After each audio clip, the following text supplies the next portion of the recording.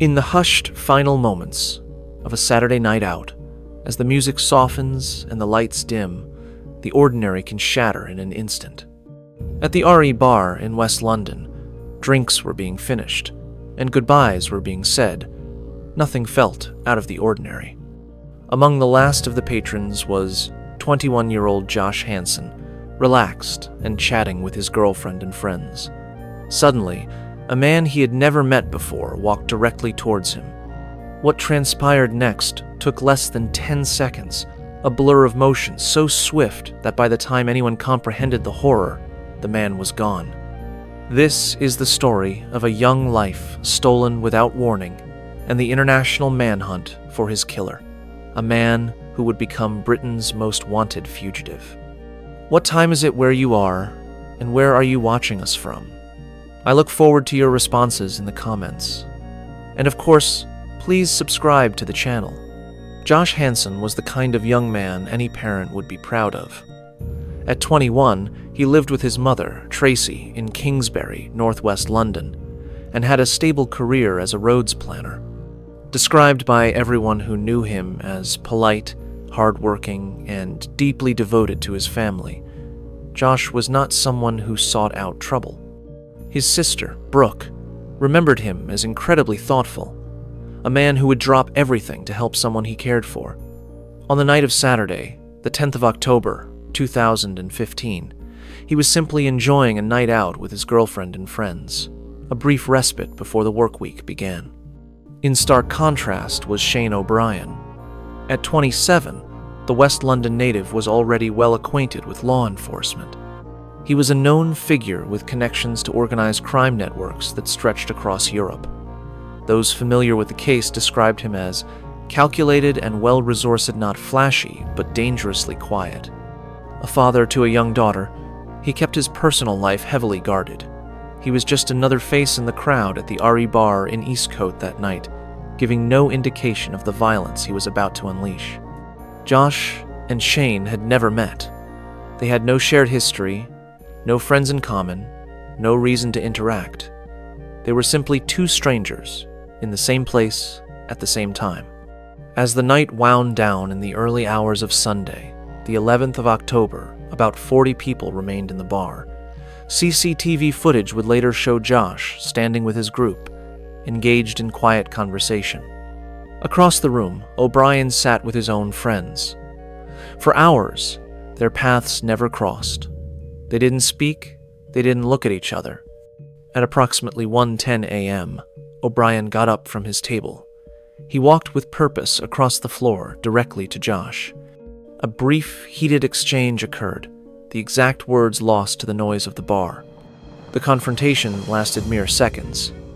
Then, without warning, O'Brien reached into the pocket of his expensive Canada Goose jacket. He pulled out a Stanley-style craft knife and, in one swift, brutal motion, slashed Josh across the neck and chest. The blade carved a devastating 37 centimeters, 14.5-inch, wound, starting behind Josh's ear and cutting diagonally downwards. The attack was so sudden that many witnesses didn't realize what had happened until they saw the blood. An off-duty nurse rushed to help, desperately trying to stem the bleeding, but the wound was catastrophic. Josh collapsed and was pronounced dead at the scene shortly after paramedics arrived. O'Brien didn't run. He didn't panic.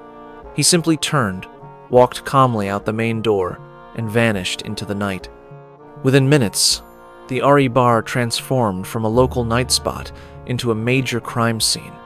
Field End Road was sealed off as police and forensics teams descended. Witness statements were taken from the shocked patrons, but by the time detectives had identified their prime suspect, Shane O'Brien was long gone. The manhunt had begun. O'Brien didn't go home to Ladbroke Grove. Instead, he activated a well-established network of criminal contacts skilled in making people disappear. In the 2 days following the murder, he was quietly moved from London to Kent.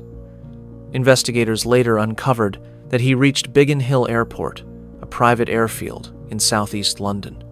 There, using high-quality false documentation under a fake name, he boarded a privately chartered jet bound for the Netherlands. By the time the Metropolitan Police issued their first public appeal for information, he was already on mainland Europe. The clean and organized nature of his escape fleeing the country on a private aircraft drew significant criticism and highlighted the resources at his disposal. From the Netherlands, his trail went cold.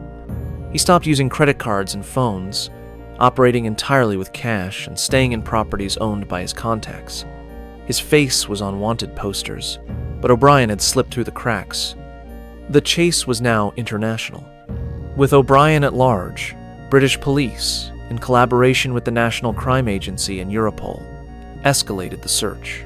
His name and face were added to Europol's most wanted list, and a £50,000 reward was offered for information leading to his capture. Despite these efforts, O'Brien proved to be an elusive target. It was clear he was not acting alone.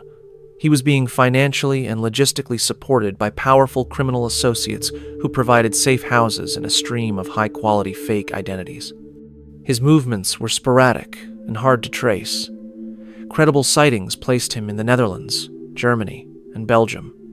At one point, intelligence suggested he had found refuge in Dubai, protected by influential crime figures. But each time authorities closed in, he had already moved on. He traveled constantly, changing his appearance to evade detection. He grew his hair long, sported a full beard, and got a large, distinctive tattoo on his back and owl, clutching a skull toe cover a previous tattoo of his daughter's name. The first major break came in February 2017. A man named Enzo Melancelli was arrested in Prague, Czech Republic, for assault and criminal damage. This man, with his long hair and new tattoo, was Shane O'Brien. In a frustrating twist of fate, Czech authorities failed to realize who they had in custody. They released him on bail, and by the time his fingerprints and photo were matched with the Interpol Red Notice, he had vanished once more. The near miss was a blow to investigators, but it also provided them with a crucial piece of information: a new alias and updated images of his altered appearance. The trail was warm, but O'Brien remained one step ahead. While police agencies across Europe chased shadows, Josh Hansen's family embarked on their own relentless campaign for justice. His mother, Tracy Hansen, became a formidable force, channeling her grief into action. She refused to let her son's memory fade, or his killer's face be forgotten. Tracy launched a massive public awareness campaign, printing thousands of wanted posters and distributing them across the UK and abroad. She harnessed the power of social media, creating Facebook and Twitter pages dedicated to the hunt for O'Brien, constantly sharing his image and urging the public to stay vigilant.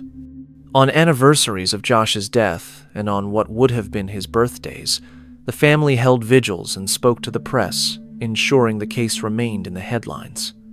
To raise awareness, Tracy and Josh's sister, Brooke, completed a skydive. Most powerfully, Tracy was seen walking through the streets of London during rush hour, wearing a sandwich board emblazoned with Josh's photo alongside the face of the man who had killed him. She was not just a grieving mother. She had become a public investigator, a voice for her son that refused to be silenced. Her tireless efforts kept immense pressure on the police and ensured that Shane O'Brien remained a household name, his face instantly recognizable across the nation. For 3.5 years, Shane O'Brien lived life as a ghost, moving through Europe with confidence. But in March 2019, his luck finally ran out. O'Brien had made his way to Romania, settling in the city of Cluj-Napoca. On the 23rd of March, he was apprehended in a dramatic arrest by Romanian authorities. He had been tracked down by a former soldier and was detained by officers as he walked down the street. This time, there would be no escape. His identity was quickly confirmed. The distinctive owl and skull tattoo, his fingerprints, and his facial features all matched the international alerts. The arrest was the culmination of a vast intelligence-led operation involving the Metropolitan Police, the National Crime Agency, and Interpol. O'Brien was held in maximum security in Romania as extradition proceedings began immediately. On the 5th of April 2019, he was flown back to the UK under heavy guard and landed at Heathrow Airport. After 1,299 days on the run, Britain's most wanted fugitive was finally back on home soil to face justice. For Tracy, Brooke, and all of Josh's loved ones, the news brought a profound sense of relief. The hunt was over. Now, the fight for a conviction would begin. Shane O'Brien's trial began at the Old Bailey, London's Central Criminal Court. The evidence against him was overwhelming. The prosecution presented the chilling CCTV footage from the RE bar, which clearly showed O'Brien's unprovoked approach, the fatal slash, and his chillingly calm exit.